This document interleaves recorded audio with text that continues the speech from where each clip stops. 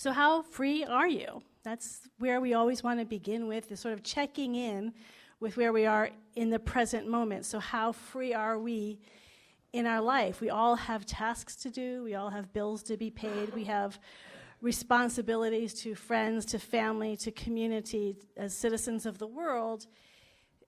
The question is, how are we in relationship to all these things that have to happen every day of our life? Do they run us? Do we wake up thinking with our to-do list going on, or the responsibilities, and do we feel in bondage to it? Or do we feel that we are already whole, perfect, and complete? We're already taken care of, and they are ways we are expressing our day, but they don't own us. We are the place of freedom. We are the source of light and truth and freedom and beauty, of harmony, of grace and love. That's an enlightened state of place from which to live our life. And we're all working on it. We can be there for a moment or maybe a whole hour throughout the day, but to be able to sustain that state of consciousness where we are in that freedom and that lightness of being, because that's what freedom is. It's a lightness of being. There's not a heaviness. But the more bondage that we're in, the more heavy, the more constricted our hearts feel, the more we feel our day-to-day life feels exhausting and tiring because we have all these things that we have to do. That have to is when we have a have to or a should, we know we're a little bit in bondage there. In fact, one of the ways and Julian helps me, because I'll say, I have to take you to baseball practice. No, Mom, you get to take me to baseball practice. It's the little things. Ernest Holmes was key about this. In the first chapter of the Science of Mind textbook, he talks about being in bondage and that our spiritual journey is about becoming free. The talk this week is titled The Bodhisattva Vow, and Harriet Tubman.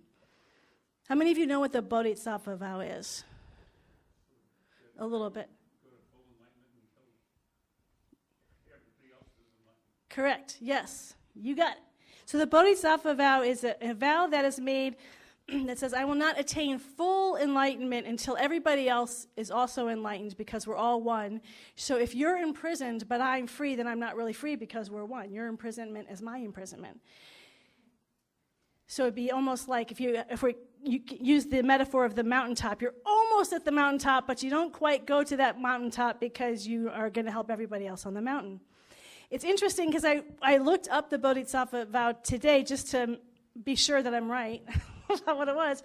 And he had this great video with this Buddhist teacher, and I loved him. I don't remember his name because it was an unusual name. But he was saying he actually doesn't totally agree with the Bodhisattva vow. He said it doesn't help people to not fully become enlightened. It's a hard journey, and if you say, I'm going to stop on that journey and help other people, you're stopping your own growth. That we should always be striving, or in Buddhism they don't strive, opening and making ourselves available to our always already enlightened state, because the more awake we become, that also serves people. So it's the idea of the blind leading the blind. The more awake we are actually serves other people. There is also this idea in Buddhism and in other teachings that the more enlightened you are, the last stage is the 12 stages. You go back into the marketplace. You reach the mountaintop, and then you go down back and bring your enlightenment. So you don't have to wait for your enlightenment, but you bring your enlightenment back into the marketplace to be of service to others. So the idea behind it is this interconnection, that we're all interconnected, and that we are here to support and love each other on our journey of awakening. What we recognize is that we are all interdependent, that the more awake we become, the more conscious we are, that this whole idea of an individual self, that it's just my world, that completely gets dissolved, or my groups. It's just my world, my friends, my community. All those walls that we have, the more awake we become to the infinite nature of our true being, all those walls we realize are delusions, and that in fact each and every one of us are deeply and profoundly connected. I became aware of this one meal, and it was just a regular meal. The Agape staff had gone out to eat, and Reverend Michael did a blessing, and it went on for a really, really long time. But it was a teaching moment, and I don't know if he got it from Thich Nhat Hanh. I know Thich Nhat Hanh does the same thing. I think it might be a part of a Buddhist practice.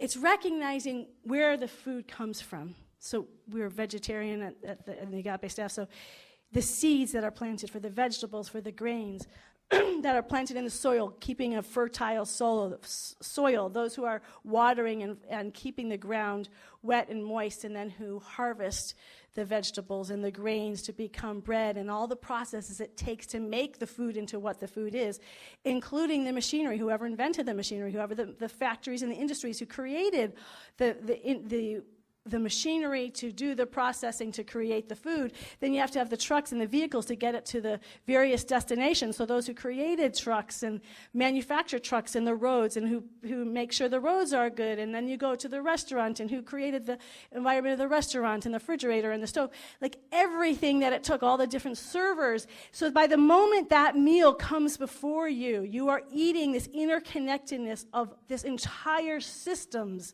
that there is never a point where we are ever alone, that everything that we are experiencing is the product. This room, the floors, the chairs, the wall, everything is a product of so many different beings of light that it took to create this space at this moment in this time. That we are always in this vast interconnected world all of the time. And so as we become more awake and aware of that, we feel a natural sense of connection and desire to help other people. We talk about visioning. I realize I haven't really defined it much. I've said before it's different than visualization. Visualization comes from what we already know. So it has past precedent. It has history. It's what we know humanly. So it's fine and it works. But it's always coming from a place of a limited sense. Visioning is allowing the infinite nature, which is always free, which has never bondage, which has never been in prison, which has no past precedent, and opening to that as our source, because that's our true source, and opening to that idea for itself as us. And as we open to that vision, it's always going to lead us to our next higher state of evolution. It's not interested in always us being comfortable. In fact, I think it's inherently, unless it's that time for healing, it's very interesting in us becoming uncomfortable, because we have to move past what's familiar, past what we know, past our past precedent. So it becomes often very uncomfortable to expand, but it is our next evolutionary leap. It's always good. It will always lead us to greatest freedom, to greater joy.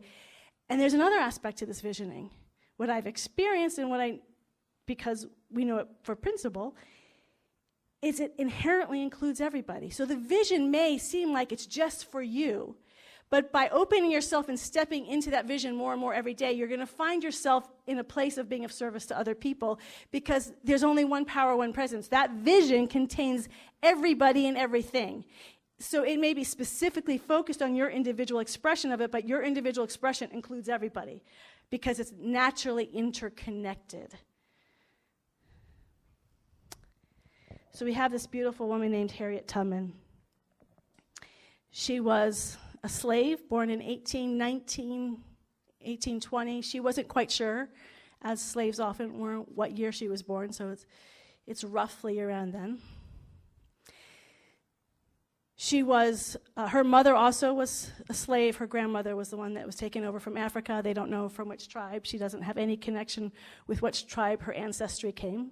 As part of the harshness of slavery, we get cut off from our roots, our ancestors.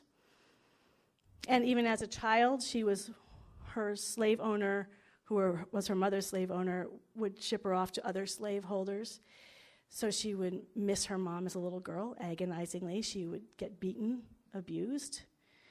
She got measles, she was sick, she was brought home. As soon as she got healthy, back out. She would talk about this deep homesickness she would have for her mother, as you would as a child. At one point, one of the slave owners got mad at one of the other slaves and took a heavy metal object to throw at him, but it hit Harriet instead and knocked her unconscious. She had horrible headaches and sort of seizures for the rest of her life. But this was her life. This is what her family knew. Of course, nobody wants to be a slave. But how come more people don't escape? Because they make it virtually impossible, right? They don't want slaves to leave. So if you do try to escape, the repercussions are horrible. They have to make it very clear. You do not want to try to escape. So as she gets older, she's beginning to think about escape. Her husband tells her, there's no way you can do this. But there's something that's been at work within Harriet Tubman since she was a little girl. And what was been at work at her was vision. She started having visions, a recurring vision ever since she was a little girl. Visions always take us out of circumstances and conditions. They don't have past precedent. We might not see it true for anybody else around us. That's the beauty of tapping into a vision for your life. It's absolutely free from everything that you know. So I'm going to read to you what Harriet's vision, recurring vision was as a little girl. Flying over fields and town and rivers and mountains, looking down upon them like a bird, and reaching at last a great fence or sometimes a river over which she would try to fly. She said, "It appeared like I wouldn't have the strength, and just as I was sinking down, there would be ladies all dressed in white over there, and they would put out their arms and pull me across." She had this vision. It kept recurring to her. The impossible started to seem possible. That which her own husband said, you're going to fail. When it's dark, how are you going to know which way is north? How are you going to feed yourself? You're going to destroy yourself by doing this. So she couldn't tell her husband. She did try to escape with her two brothers, but as they left, and then there were some challenges, and they realized they couldn't do it, and they came back before they were caught. One of the things they learned is that it's easier to escape solo as an individual as opposed to in groups. You're more likely to get caught. The vision kept calling her. The impossibility wasn't an impossibility to her because of the vision. She escapes around 30 years old, again-ish. We don't know exactly her age, around 30-ish. She escapes, and she succeeds with the help of the Underground Railroad, those people in white pulling her across. She couldn't have done it on her own.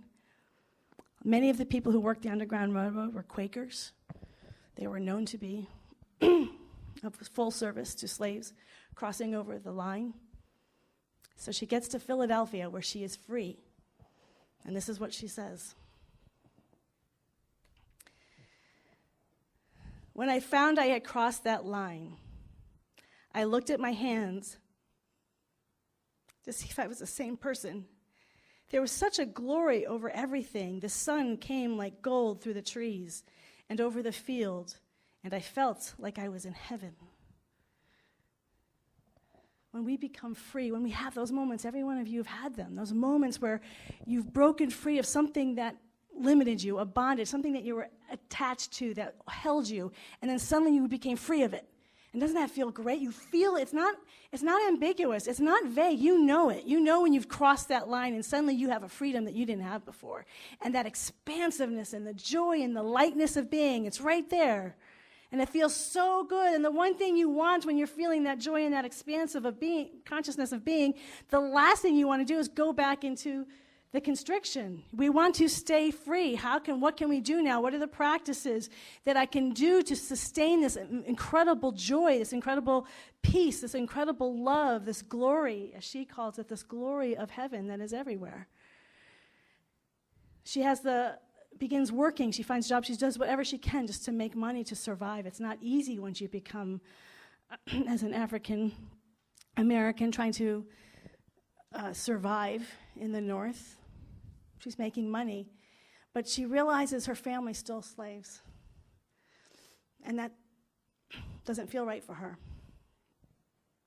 Love one another, seek the common good. So Harriet does what is completely extraordinary. She decides to go back into slave territory to help her families escape. She joins the Underground Railroad, and she herself goes into the territory, Southern Territory, where she knows if she's caught, she will be killed. So she's not just going back into a place that's scary. It's something that she's willing to give her life up for. I had a friend we were talking, and he'd been doing a lot of spiritual work. He'd had a rough life, and we were talking with another person, and this person was really going through something, and he was really being uncompassionate. And I said, he was just like, this is the truth, and you can't, he couldn't feel her pain. He could only keep speaking the truth and the principles, and it felt really harsh. You know how sometimes we can use principles almost to shut people down? And I said, what was that all about? And he said, I've had to work so hard to break free that I'm afraid if I open my heart and really let her pain in, I'm going to get sucked right back in there again because it's so familiar and because I know it so well. I can't go there. I can't let myself be in that energy. And they say that when we're doing our spiritual work, be around people that will support us because we can easily get drawn back into this world of duality, into the bad habits, to things that made us small, that constricted. So we want to continue to do the work to keep us free, and we want to have the courage like Harriet Tubman, who was willing to go back into slave territory. She's free. She has been beaten. She's had a horrible life, taken from her mother, and yet she's willing to go back to help other people become free. That's a hero. So she goes back, and she begins taking some of her family members over. You can only take 2 at a time. It's not easy because you have to travel in small numbers. She started taking some other people as well. She ended up making 13 trips back into the South. Isn't that extraordinary? Risked her life 13 times by choice to save other people, not always just her family members, just to help people break free from slavery. So I think it was a total of 70 people she brought over. They called her Moses. Go down, Moses, way down in Egypt land. Tell, O Pharaoh, to let my people go. So she continued to help people cross over, and it became more and more dangerous because then they passed a law in the Northern Hemisphere. I had it in my head, and it just disappeared. I can't remember the name of the law, but basically if you are a escaped slave and you were discovered in the northern parts of the country, you were to be returned to the South. And she started to know people who were being returned to the South, so she had to get people all the way up to Canada in order for them to be able to feel safe. So now the trip's getting longer, and there's the survival. Once you get into the free states, how are you going to live? And then she has vision, then she's in constant state of visions. She says she's in constant state of conversation with spirit. And then she has a vision of John Brown and gets to know him in the vision first, and then she meets him in person and she helps him with Harper Ferry. And though Harper Ferry failed, she said he ended up saving more people than a lot of people do in a lifetime. She had this deep, and he, with her as well, this deep connection of this commitment to other people, to help other people become free. And then during the Civil War, first she started off as a nurse, but being Harriet Tubman, she ended up being a spy and a scout, and was the first woman to lead a battalion into a ferry and freed 700 slaves. After the war, she continued to work for freedom for African Americans, became part of the women's suffragette movement, worked with Susan B. Anthony. She was an incredible speaker, passionate, on fire. She knew what she was here on this life for. She struggled with poverty her whole life, making money. People often, when she was ill and sick at the end of her life, they got donations to take care of her, but it never stopped her from being free, and it never stopped her from helping other people become free. Do unto others, right? Seek the good, the common good, love one another. Her whole life was committed to not only her own freedom, but to other people's freedoms. And that's what living in alignment with the vision will do for us. When we tap into the vision for our life, we are tapping it in not just for ourselves, but for all people. How free are you? Is the path that you are on right now leading to your freedom? Are you working every day? Those spiritual practices, are these bringing you a greater sense of peace, a greater sense of freedom, aliveness, of joy, of knowing who and what you are? And how are you, as you are doing it, helping and supporting others into their freedom? To our neighbors who are sitting next to us, people we don't even know, strangers. How committed are we? How much are we willing to give of ourselves to risk for other people? Because that's when we are truly free, is when we can let go of just me, mine, and what's good for me or my people, and open our hearts and say everything that I want for myself. That's the Bodhisattva vow. Everything that I want for myself, I want for all sentient life forms. I want for all sentient life forms. So we check in with our heart space. We check in and say, what does my life look like? What am I committed to? Who am I committed to living for? Because ultimately it comes down to all for one and one for all, right? So I invite you to be with that this whole week. Is how free are you? How much is your spiritual path today opening you up to your freedom and being of service to others and helping them in their freedom? Because that's why we're here, to help one another. And we need the people who say yes. We need to be those people that say yes. I was just about to go into prayer, but the question also is, do we know the lighthouse is a place for people to become free? Do we really get that this is a community where we are not here to teach people a dogma and say, here's our dogma. To become part of our community, you have to imprison yourself to believe in our dogma. Rather, our community is here to serve you in what your path is, and to what your light, to what your joy, to what your freedom is. And that's anyone who comes to this community knows that when they come here, they're going to be returned to themselves, to their true self. Do we know that we are a place of freedom for people? That just as the Underground Railroad had places along the way, stops all along the way up to Canada, where people knew that the people there were going to serve them in their freedom. Do we know we're one of those lighthouses? We're one of those places. Are we committed to that for each and every individual, not only who come here on Sunday morning, but who may come to a meditation on a Tuesday or a Thursday, or come to one of our classes or one of our events, or making bracelets, with all the different things? We are here to serve every person who comes in our realm. Those people in the white clothes here to help people cross the river, reaching out our hands. Let's pray.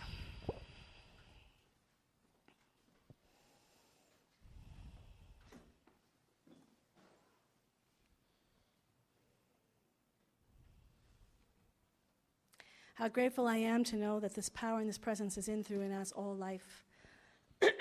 Excuse me. And that this life is good. That this presence and this power is infinite, oceanic freedom, love, peace, harmony, grace, beauty, abundance. Everything and all that we call good. It is that now. And all of that has a specific calling for each and every one of us in this room. Each and every one of us, there's a vision for our life that is sourced from this infinite love intelligence of the universe. And that vision is specific to each and every one of us, not just in this room, but all sentient life form on this planet Earth. And that as we open to and make ourselves available to this vision to pour through us, to say yes, to listen, to hear and know and feel this vision alive and awake, animating, healing us, transforming us, making us into beings that we don't even recognize because we've never been this being before, and we just continue to say yes.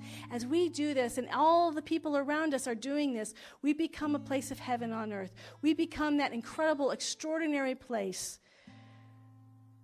where there is nothing but oneness and uniqueness, living in harmony, where there is not a feeling of separation, where someone who is different than me doesn't feel other, but is a part of me. Just as my hand and my foot and my leg are all a part of me, we start to deeply and profoundly experience this, not just with our concepts, not with our heads, but we actually experience this in our spiritual essence, the power of every individual life that surrounds us. We feel the blessing, and we are here to support that from to flourish, to grow, even as we are flourishing and growing. We are each and every one of us already made in freedom, and we support everyone else in their freedom.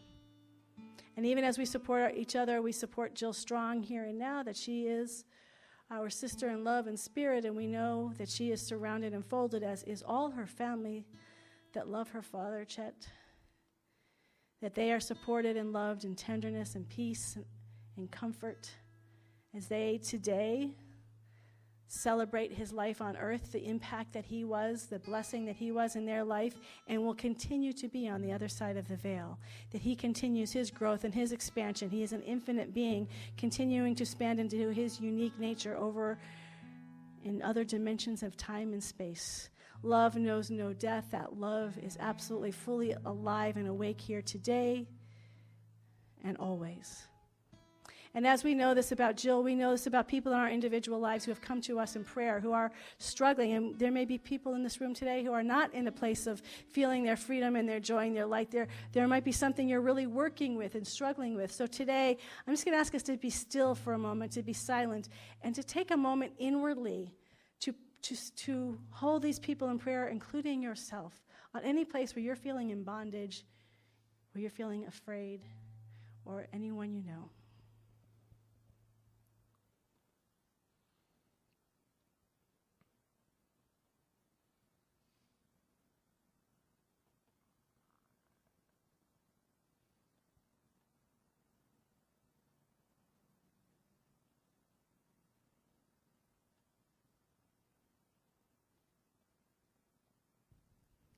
Thank you, God. Thank you, God. Thank you, God. Thank you, love. Thank you, love, intelligence of the universe, for always answering, for always answering, for always answering, and being our answer and everyone's answer.